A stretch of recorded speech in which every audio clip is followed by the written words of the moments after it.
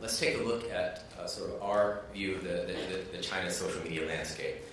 I'm going to go a little bit old school first, and start with talking about Weibo and even older school BBS. So we're tracking, for luxury, we're tracking about 300 brands, 10 categories, thousands of products, and so we're tracking lots of luxury Weibo accounts, fashion Weibo accounts, fragrance and beauty accounts. We also track the BBS for luxury. BBS are online forums. I'll show you in a second. So lots of BBS communities where all they do is consumers, so fashionistas, people who really love luxury and fashion. That's where they're hanging out and talking. It's a little bit old school, but still actually very, very big. And just a picture of a BBS. People asking questions about different brands or products, what to buy, where to buy, getting responses. Weibo, I don't think I need to give an introduction. But I think one thing, just to put things in perspective, because I know everyone's talking about WeChat, and I will in a second as well, but let's not forget the size and scale of some of these platforms. Just looking at luxury, in 2013, not 2014, but in 2013, we collected 18 million comments about brands, products, and topics related to luxury. And Weibo, we collected 15 million. Those are comments, people expressing opinions, talking about brands. So while the world's kind of moved on to WeChat and other platforms, not the entire world has. And so I encourage you to sort of keep an open mind about the shifting landscape. And when you look at the BBS and Weibo, so we just do a quick calculation. So we collect all the conversations, and we have our system can automatically mine, so you can very quickly see the big brands in luxury fashion on Weibo and BBS, and we split it out on Weibo and BBS. And so Chanel does quite well, although LV does better on BBS. So, talking about the landscape, the bigger landscape, we've been tracking social media landscape for many years, going back to 2008. This was the first social media landscape we put together back then. And over the years, 2010, 2011, 2012, 2013, and now 2014.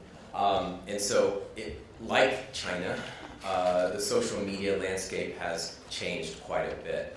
What we say is it's unique, fragmented, and dynamic. So you have players like Weibo, which are kind of like a Twitter, but as the discussion this morning, Gang and Steven, it's not exactly like that. It's fragmented. There are lots of different players in each different type of social media, and it's constantly changing. So let's quickly look at sort of, I think, a hot topic among many of our clients is what's happening with Weibo and what's happening with WeChat. So I think big picture, when you think about Weibo versus WeChat, you can think of Weibo as it's a media. It's a viral media. It's not a grassroots media in the sense that the grassroots don't create as much content as they may have in the past. It's mostly the big Vs, the celebrities, the media accounts, and so on creating content, which the grassroots will then retweet and share. So it's a viral media.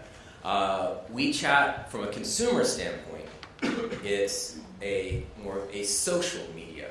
Right? It's where you social with your friends. When you take a picture, you don't put it up on Weibo, you put it up in WeChat, where it's more of a closed circle of your friends, just like a kind of a Facebook newsfeed, if you look at the Moments function. So looking at sort of Weibo as a viral media. So a couple years ago, when Brad Pitt did the TVC for Chanel, you can see the original tweet from Chanel, and this is what we call tweet travel analysis. It's looking at all the retweet. This is the first layer of retweets, the people who retweeted the Chanel tweet. These are the people who retweeted the retweet. These people retweeted the retweet, right? And so you can see that this, if you add up all of the Weibo accounts of all the people who retweeted this tweet, it equals 127 million people, right? So it's not reach, in the sense not everybody will have seen that tweet, but it does give you a sense of the scale of the potential reach, right? And so it's still the zeitgeist of China. It's still where people go listen to what's happening in China. So we think it's a place for brands to be. As I said, it's the zeitgeist, and so you can keep your finger on the pulse of what's happening in China. Just open up Weibo, right? So looking at luxury, recent Korean TV show, very, very popular, and they are taking stuff from fashion weeks or taking stuff from different shows and putting them on Korean shows. And it's the Chinese who love Korean shows are actually learning about fashion by watching Korean TV shows. And you can see that trend happening right before your eyes on Weibo.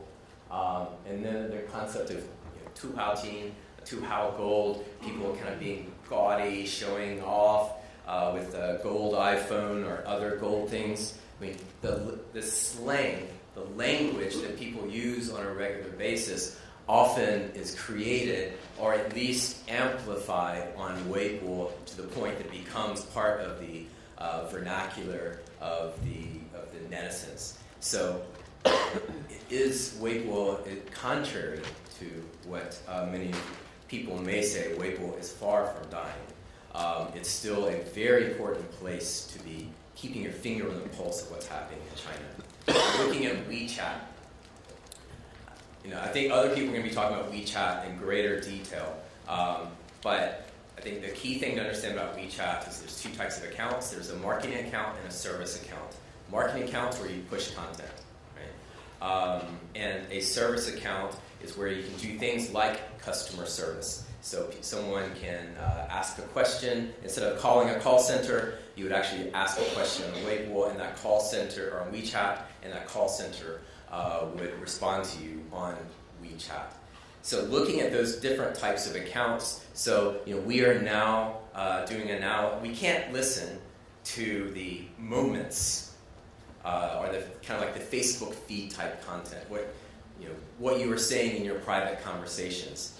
CIC is not listening to private conversations, but we can listen to what brands are pushing through their marketing channels, or through the WeChat marketing accounts. So this is a very quick analysis looking at how many messages Coach, LV, Gucci, Dior posted in Q2 2013. Sorry, it's 2013 on the marketing account.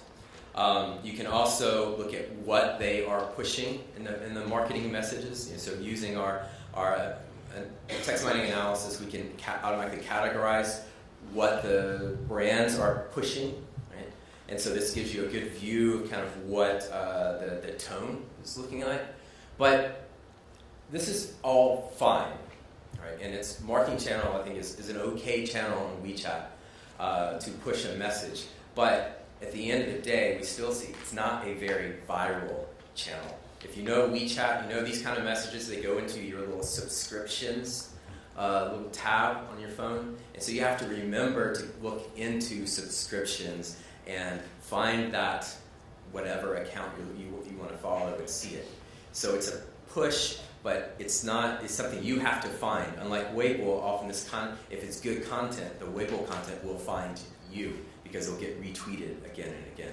So the bigger theme, we don't think that WeChat is necessarily a great traditional or a great marketing channel or that it's really a media at all. What we do think it is it's basically a transaction platform. I loved one of the slides that Lugan put up there about the taxi apps. I forget exactly what it said. It's, on WeChat, for example, you can order a taxi, or you can give a hongbao, or give a gift of money to friends. But actually, it's not about ordering a taxi that they care about. It's not about giving gift. It's that they want you to connect your bank card. That's the bottom line. And with WeChat, it's not it's social, but they're not in the business of doing social. Social is the hook to get you going back to the platform again and again, so that hopefully, since you already have your bank card there, some of that content will lead you to e-commerce site, or you can go to order a taxi or do other sort of transactions on the platform. So we don't really see it, we don't think the end game of WeChat necessarily is social, although it's definitely a critical hook. And one of the things that brands are doing, beyond just pushing messages on the service accounts, they're doing things like China Southern Airlines. You can now check in on China Southern Airlines. You can also choose the seat. And this is all within WeChat. So this is an example of a service account. And so we're now tracking different categories, like it shows up here, beauty, luxury, and one that doesn't show up there is FMCG. And looking at how brands are using the service account. Because we're not looking at what they're talking about. We're looking at how are they leveraging WeChat for their business, for their bottom line, right? Is it for loyalty programs? Is it to provide customer service like LV does?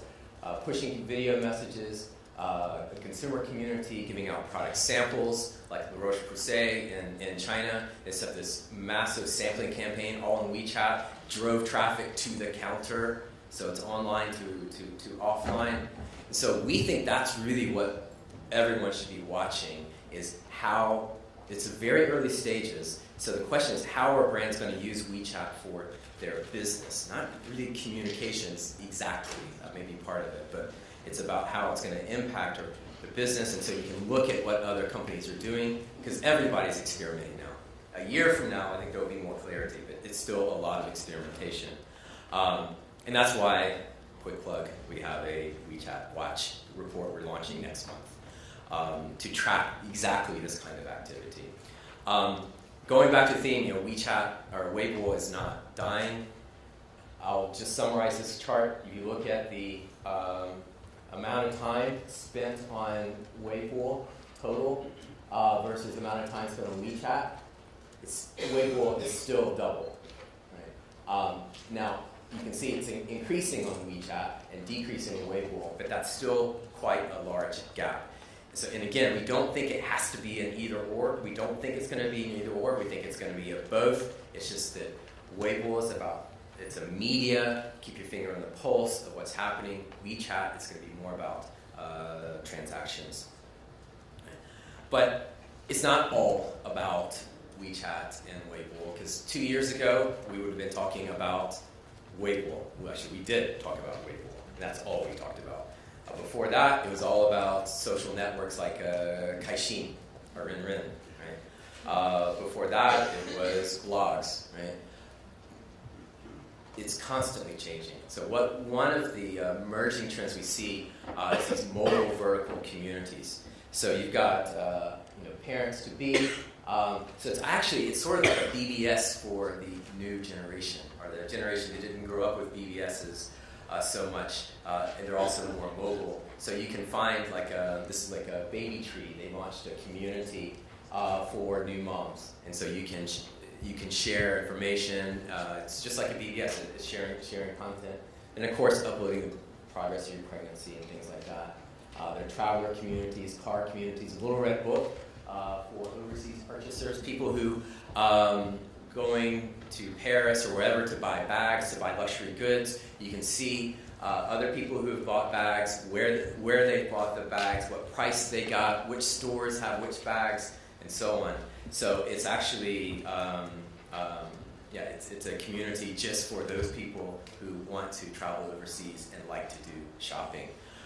So we think this is mobile in general, of course, is a big topic. But we think these mobile communities, especially from a sense of listening to social conversations to understand your consumer better and understand what they're doing, which is our business, we think this is a very exciting trend to watch. But as I said, it's complicated. You got to keep your eye on it, and that's why we try to update this every year. Now, I said I wanted to do a deep dive on social as a media, right?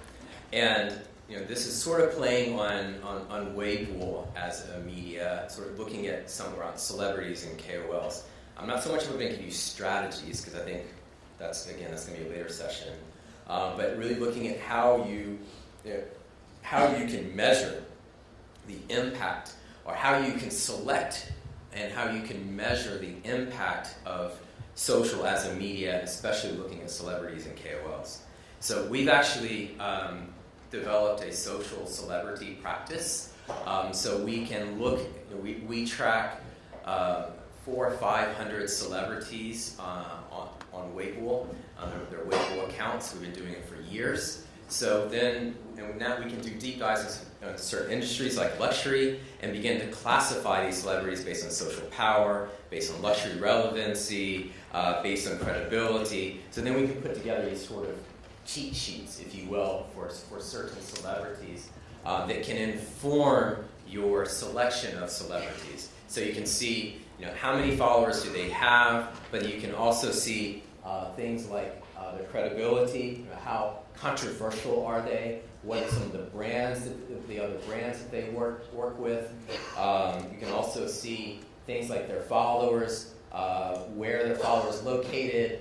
Is it mostly 90s generations or 80s generations, male versus female? You can also see the impact of their tweets. This is that same kind of tweet travel analysis I just showed you. And so you can see a single tweet from Angela Baby can get an exposure of almost or over 150 million Weibo accounts. Right? So this is one data point that you can use in selecting a celebrity, realizing that social is a very important media to leverage, and you want to leverage that or be informed systematically on how to do that. Building on that kind of tweet travel analysis, you can see certain celebrities, and I didn't put any names here, but certain celebrities, when they tweet, they do really well. They get many rounds of retweets, right? Also, they're having other KOLs who retweet their tweet, and then like this KOL, they get a lot more retweets, right?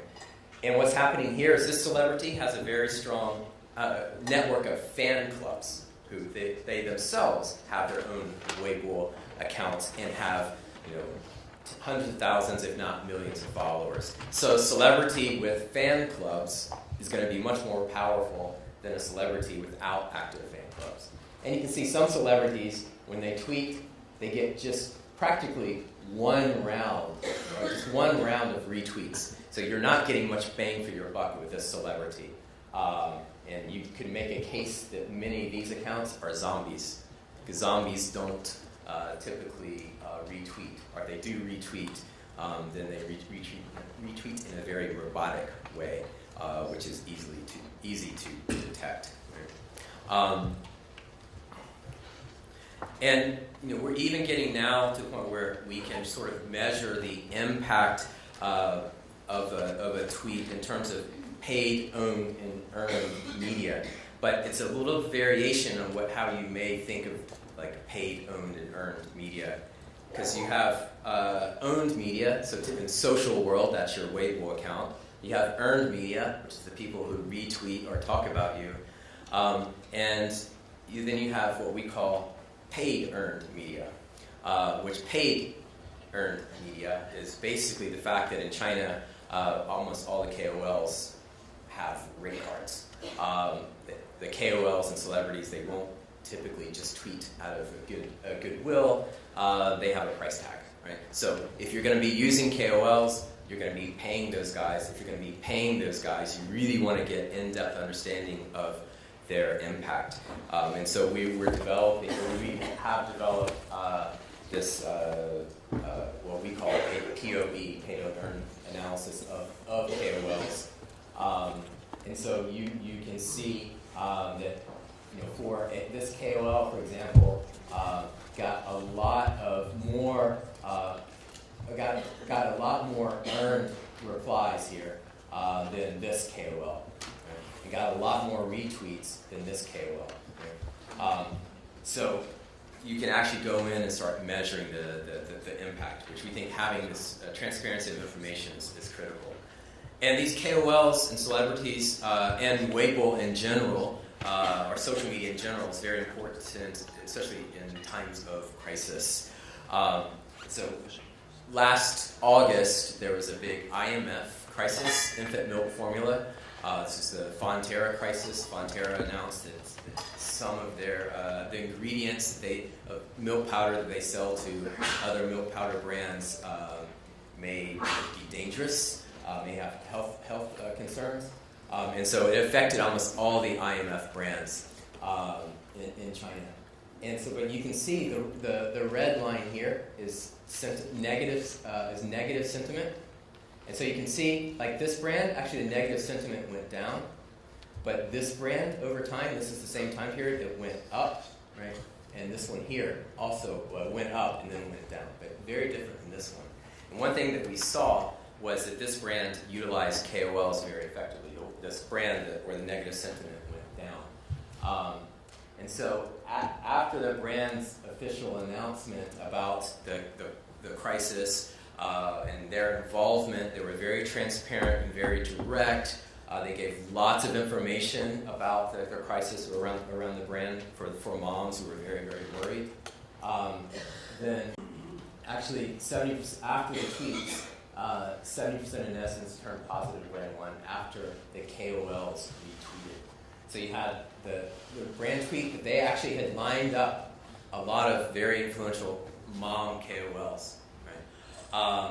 Who retweeted this information and was very complimentary to the brand, paid or not. That's what the content was out there, and that actually you could see that was one critical factor that helped drive that negative buzz down. Of course, the main factor is the content, that they were very transparent, very understanding of mom's questions. They didn't try to avoid the issue, which is usually what causes the crisis to get much worse.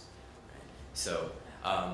I think Weibo as a media, social media as a media, of course it's very important for crisis, so you've got to track this. And so we've actually been tracking crisis in China, so this should be 2013.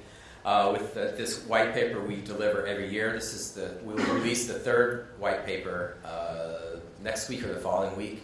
And you'll be able to see all the top crisis from 2013 in terms of number of posts, number of retweets, and so on. And so you can have these sort of benchmarks. But Weibo and social media as a media has implications for crisis. And that's why we have companies in China now who are setting up social media command centers. This is one we built for a client in Beijing so that they can track this crisis buzz or the media around social, real time. And this one here is actually connected to the call center. So they've actually integrated this into the call center. And so they can have real-time tracking of sentiment around different categories, around different brands, and so on. They've also built out mobile phone apps, so you can, the PR manager can sleep with the mobile phone under her pillow, or his pillow, so you can get that buzz in the middle of the night to know that your brand is under attack. So because social is real time, it's 24/7, to be able to track it in that way is critical. Sorry, formatting the slides didn't come out quite like I had hoped. But everything we talked about in terms of social being a media, it's true in China, it's true in the entire world. And that's one reason we acquired a company called Fisheye. With Fisheye now, we're tracking 190 countries and 67 languages, tracking social media and news media. And so we didn't actually track crisis here. We tracked, in this case, we tracked some fashion week buzz. And so this is covering 67 languages, a keyword cloud and tag cloud put together what people are talking about. Paris did very well in terms of fashion. The Fashion Week buzz, you can see here, PFW being Paris Fashion Week. And then you can break that down to seeing what languages people were tweeting or posting on social media or news media. So 75% of the content was created in English about Paris Fashion Week. 12.2% was in French. But if you look at the market, where it was published or where it came from, so you can see the U.S. is number one, followed by France and the U.K. and other markets, right? And you can even do that on, look at the KOLs who are tweeting about Fashion Week, and also news sites and blog sites to see which ones are the most popular across the entire world. And so do this kind of stuff real time as well. And again, big picture, social as a media. So we do see social is going in many different parts of the organization, but we do see a lot of traction within our clients of the PR teams really getting more up to speed on how to systematically use social to inform their practice. And so using this kind of analysis for Paris Fashion Week, so we saw that the total social impact is about 1.6 billion people were reached from all the various tweets and Facebook posts and news articles and so on, and other findings up there. But I think that was a quite interesting finding. 1.6 billion people were reached. As I said, we saw that PR, public relations, is a place, the organization that we see sort of awakening now to really start leveraging social intelligence as a media to inform and inspire their work, right? But social is not limited to that. We see media planning agencies or media planning teams are using social intelligence. Of course, marketing teams are. Customer service teams like LV using WeChat for customer service. Market research. We do a lot of work with clients in market research and strategy planning. So I think that's the big picture of social. Today we talked about media, social as a media, but in fact, when we work with clients, we typically help them leverage that chatter, turn it into business intelligence, and apply it across the organization to different parts, not just PR. It's a much bigger picture than that. It includes PR, but not limited to that. And so we have a white paper all on that topic. Feel free to reach out to me if you have questions on that. And that's all.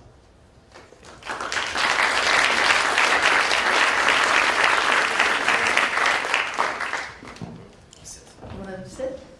Okay. Thank you for that. That was a very good overview. One thing to start out with is you mentioned that it's not about choosing between WeChat and Weibo. It's going to be, both will be important going forward. But people don't use them in the same way. So I wonder if you can give sort of a case study of how one brand is using both effectively and how they do it differently. Like what they do on the platforms has to change to suit the platform and how people consume it. Well, I think there are many cases, but I think LV is I think doing interesting work now on using WeChat as a customer service platform, and so you can call them up on the phone, or you can just send a text message or an audio message to the service account of WeChat, and then someone in the customer service team will respond, whether it's a complaint or a question. It's all that can be addressed through WeChat. And I think there's a lot of opportunity there for customization or personalization. You can see that WeChat coming in. It's typically the person's real name, right? And so that if you can link that real name to your customer database, so you can see who that person is, where they shop typically, what they buy. I think there's a lot. We're just the very beginning of I think WeChat as a customer service platform among the other types of platforms. But then LV also, they are still quite active on Weibo and posting, because LV creates great content in France, in Paris, repurposing that content for Weibo. I think they have a great following of fans on their Weibo account, KOLs that will retweet the content, and so you can see that they get a big lift in sort of impressions from their Weibo activity. So I think that's an example of really, as you said, using both, not either or, using both but using each for a different purpose. But they're not putting the same content on each one. They're not sharing the same photos or updates. You see some brands will do that, or similar content. You take the content you're putting on Weibo and then you kind of WeChatify it, put it in sort of a WeChat format. But again, I think my personal opinion is that I don't think that's sort of using it as push marketing. But unlike Weibo, on WeChat, you can only post one message a day on the marketing account. And it's not, and again, it goes into your subscription folder, which you don't get the ping on your phone to open it up. Right?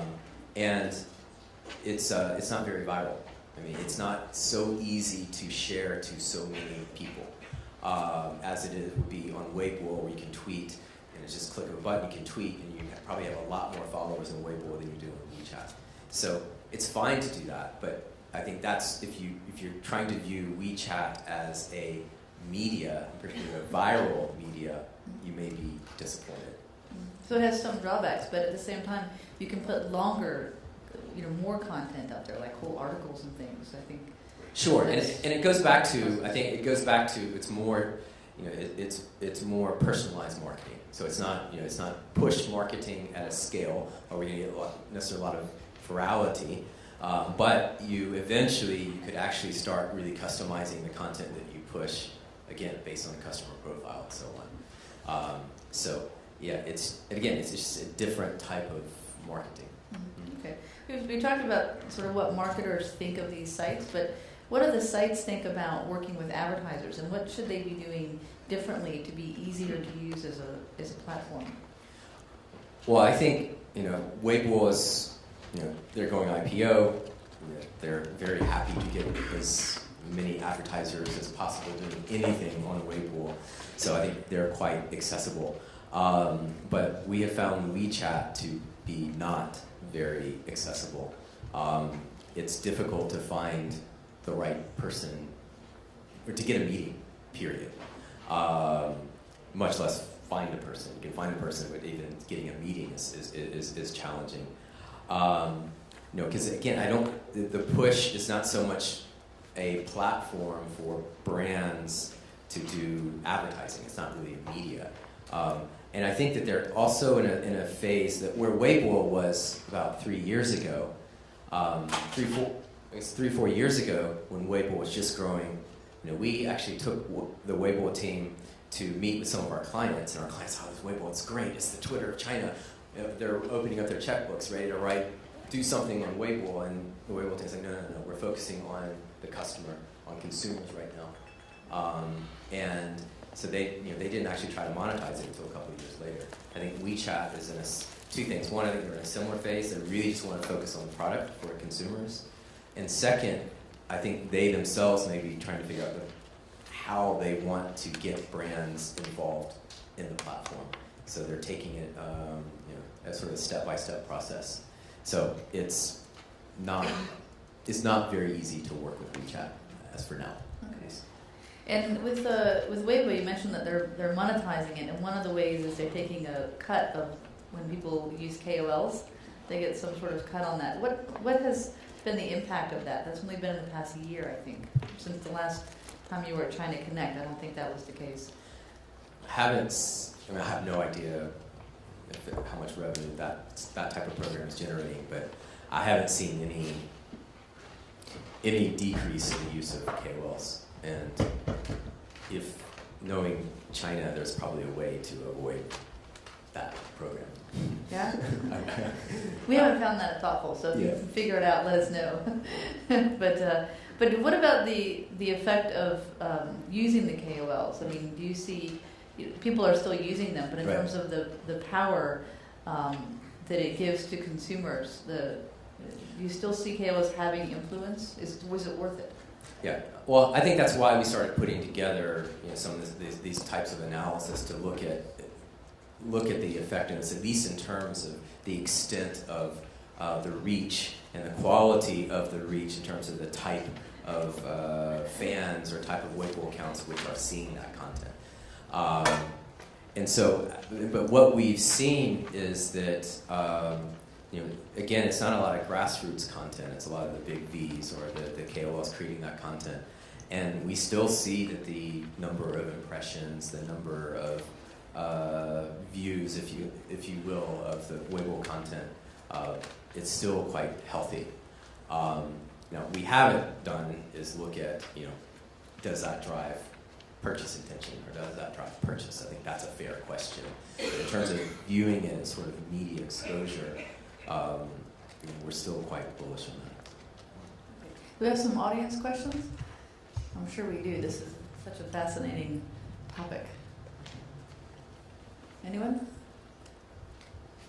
Not this one.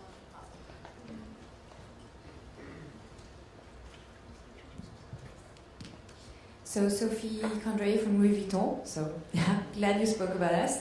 But I have a question about KOLs. You were mentioning that Chinese people look for recommendation, and this is also why social media KOLs have such a strong influence. But if it becomes that obvious that KOLs are paid, because everybody knows that now, aren't they going to lose their influence? Aren't Chinese people going to, go to other sources of information? Well, I think that Chinese netizens are among the most, or let's say media consumers. They're among the most media savvy consumers out there. In comparison, I'll look to my fellow Americans, where my parents will watch Fox News, and it's a free press, it's a free country, so it's got to be the truth. But I think the Chinese, the nature of media in China, they think everyone has an agenda, or that anybody can be bought. And so I think that's the nature of, the celebrity and KOL, even KOL endorsement now. The KOLs are sort of mini celebrities, and everyone knows that celebrities are paid. So it's not, at the end of the day, it's not so much that it's the recommending of the product that's powerful. It's the fact that they're bringing the exposure to the product that I think is the real power there. Because just like every celebrity has pushing multiple products, KOLs will do the same. So Chinese, I think it's more seeing the exposure than actually the endorsement necessarily.